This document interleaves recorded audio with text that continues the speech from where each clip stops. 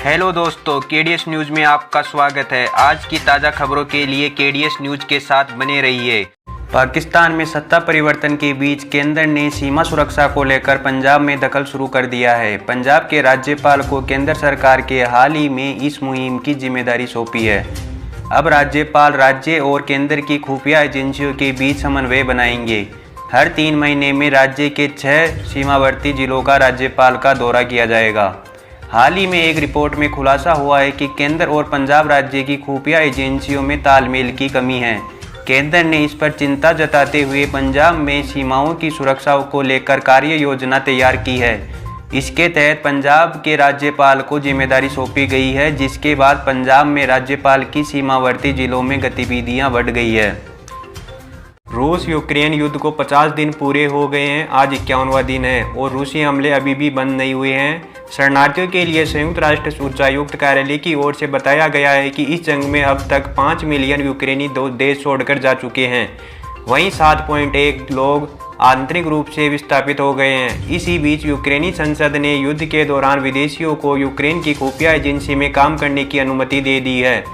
रूसी आक्रमण के बीच यूक्रेन की मदद के लिए कई देश आगे आ रहे हैं। कई राष्ट्रीय अध्यक्ष कीव का दौरा भी कर चुके हैं, लेकिन अब तक अमेरिकी राष्ट्रपति भी कीव जाने की तैयारी में हैं।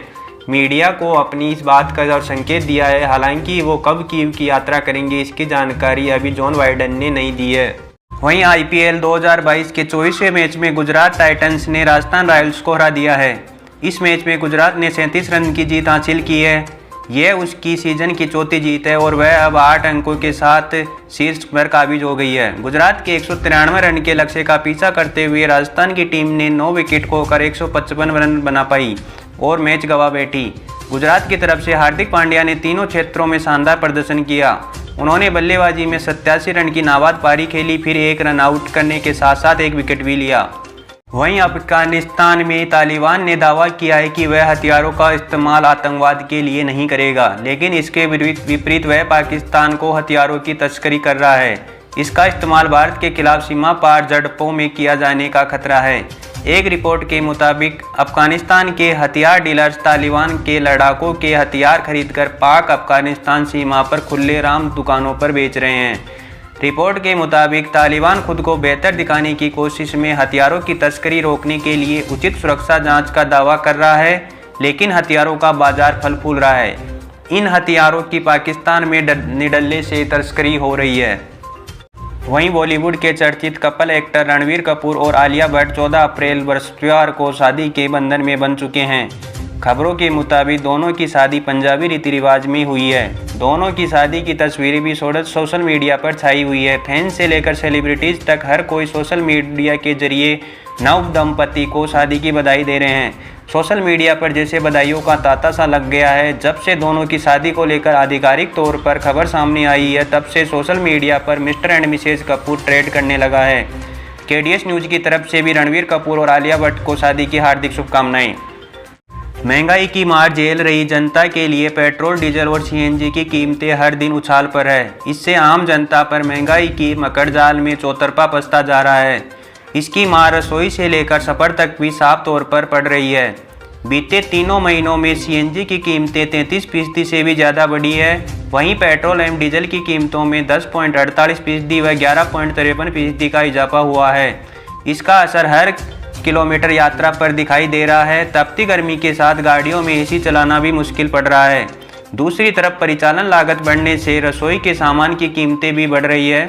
आंकड़ों पर गौर करें तो जनवरी से अप्रैल तक के बीच पेट्रोल डीजल में प्रति लीटर 10 रुपये की बढ़ोतरी दर्ज की गई है, जबकि सीएनजी की कीमत में प्रति किलो 18 रुपये की बढ़ोतरी दर्ज की गई है। इसका असर वाहनों की परिचालन लागत पर पड़ा है। पेट्रोल और डीजल की तुलना में सीएनजी वाहनों के परिचालन खर्च में करीब 3 गुना बढ़ोतरी दर्ज की गई है। वहीं ताजमहल, आगरा का किला, फतेहपुर सीकरी समेत सभी स्मारकों को लेकर 18 अप्रैल को निःशुल्क देखा जा सकेगा। इस दिन कोई टिकट लागू नहीं होगा। ऐसा विश्व धरोहर दिवस के मौके पर किया जा रहा है। भारतीय पुरातत्व सर्वेक्षण ने 18 अप्रैल को सभी स्मारकों को निःशुल्क करने के आदेश जारी कर दिए गए हैं। इससे ताजमहल देखने के लिए भारतीय पर्यटकों को 250 एवं विदेशी पर्यटकों को 1300 रुपये नहीं देने होंगे। सोमवार यानी 18 अप्रैल को विश्व धरोहर दिवस के सभी स्मारकों पर निःशुल्क प्रवेश किया जा सकेगा। लोगों को इन धरोहर के प्रति जागरूक करने के लिए भारतीय पुरातत्व सर्वेक्षण 18 अप्रैल को फतेहपुर सीकरी में फोटो प्रदर्शनी के साथ बच्चों के लिए जागरूकता कार्यक्रम करेगा। सभी स्मारकों पर पर्यटकों को जागरूक करने के लिए बैनर लगाए जाएंगे, जिससे स्मारकों को न खुरचने, नाम न लिखने, पत्रों को नुकसान न पहुंचाने की भी अपील की जाएगी। वहीं एम्स प्रबंधक ने सभी विभागों को निर्देश जारी करते हुए आगामी 30 अप्रैल तक छुट्टी पर जाने वाले डॉक्टरों का ब्यौरा मांगा है। साथ ही कहा है कि 50% से कम उपस्थिति नहीं होनी चाहिए। हालांकि इसके लिए प्रबंधक ने सलाह दी है कि 16 मई से 14 जून और 16 जून से 15 जुलाई तक 2 अलग-अलग चरणों में छुट्टी दी जा सकती है।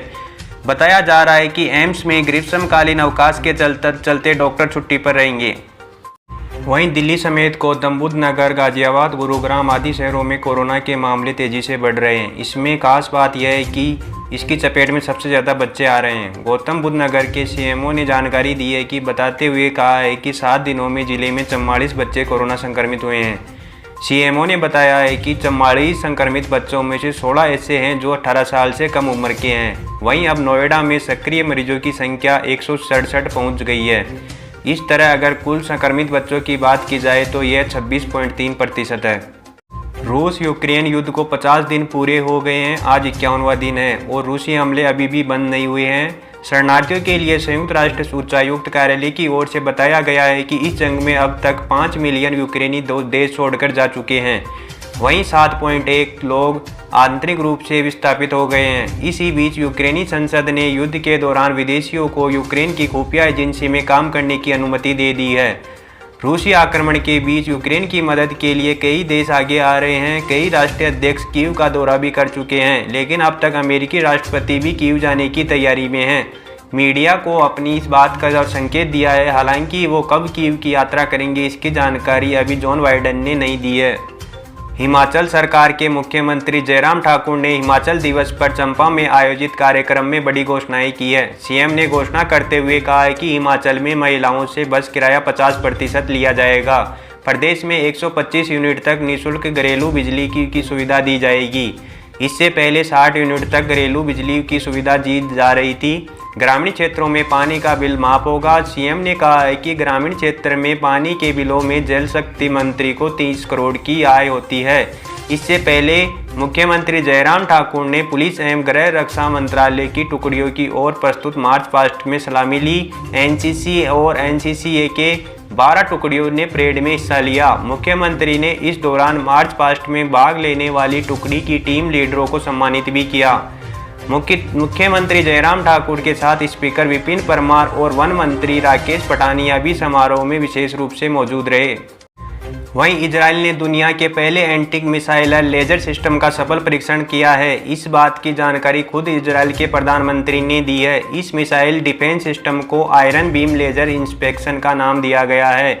ये दुनिया की पहली ऊर्जा आधारित हथियार प्रणाली है। इसमें यूएपी रॉकेट मोटर नीचे गिराने वाले एक लेजर का इस्तेमाल किया जाता है। इजराइल के प्रधानमंत्री बेनेट के मुताबिक इसमें एक शॉट के लिए महज $3.5 का खर्चा आता है। इजराइल के रक्षा मंत्री ने रक्षा अनुसंधान विकास निदेशालय के उच्च शक्ति वाले iron beam laser inspection system के साथ सफलतापूर्वक परीक्षण पूर्ण कर लिया है। वहीं KGF 2 के पहले ही चैप्टर ने रिलीज होते ही लोगों का दिल जीत लिया था। इस फिल्म के फैंस को काफ़ी लंबे समय से इंतजार था कि जो अब खत्म हो गया है। इस फिल्म के दर्शकों को बहुत प्यार मिल रहा है। इस फिल्म ने बॉक्स ऑफिस पर धुआंधार कमाई करना शुरू कर दिया है। पहले ही दिन से सिनेमाघरों में ज़बरदस्त भीड़ देखने को मिली, जहां लोगों ने थिएटर में खूब तालियां बजाईं। वहीं रिलीज के बाद अब KGF चैप्टर 2 का बॉक्स ऑफिस कलेक्शन भी सामने आ रहा है। फिल्म के रिलीज होने के बाद अब दर्शकों की निगाहें फिल्म के कनेक्शन पर टिकी हुई है। तो आपको बता दें कि फिल्म ने अपनी धमाकेदार शुरुआत करने से पहले ही दिन 53.95 करोड़ का कारोबार किया है। फिल्म गुरुवार को रिलीज हुई और अब उम्मीद है कि यह फिल्म दूसरे, तीसरे और दिन भी ज़बरदस्त कलेक्शन करेगी, क्योंकि गुड फ्राइडे, बैसाखी और वीकेंड की छुट्टियां रहेगी, जिसका फ़ायदा KGF फिल्म मेकर्स को मिल सकता है। उत्तर प्रदेश के मुख्यमंत्री योगी आदित्यनाथ ने बुधवार को सरकारी अधिकारियों के सभी कर्मचारियों में नागरिक चार्टर को लागू करने एवं 3 दिनों से अधिक समय तक किसी भी फाइल को लंबित नहीं रखने के निर्देश दिए हैं। उन्होंने जोर देकर कहा है कि शासकीय कार्यालयों में हर अधिकारी और कर्मचारी की समय से उपस्थिति होनी सुनिश्चित की जाए। वहीं उत्तर भारत में ज़्यादातर राज्यों में भीषण गर्मी पड़ रही है। दिन के समय तेज धूप जैसे आसमान में आग बरसा रही है। बढ़ते तापमान के साथ लू के थपेड़े ने लोग परेशान कर रखा है। भारतीय मौसम विभाग के अनुसार पूर्वी राजस्थान, मध्य प्रदेश, झारखंड, गुजरात, पंजाब, हरियाणा, चंडीगढ़ और दिल्ली के अलग अलग हिस्सों में भीषण लू चलने की संभावना है। IMD के मुताबिक एक चक्रवाती हवाओं का क्षेत्र दक्षिणी पूर्वी अरब सागर एवं केरल के आसपास के हिस्सों में बना हुआ है। मन्नार की खाड़ी और कोमोरिन क्षेत्र में दक्षिण में अरब सागर के साथ साथ केरल तट और लक्षद्वीप क्षेत्र में 40 से 50 किलोमीटर प्रति घंटे की रफ्तार से 60 किलोमीटर प्रति घंटे तक हवाएं चलने की संभावना है, जिसके चलते मछुआरों को इन क्षेत्रों में काम नहीं करने की सलाह दी गई है।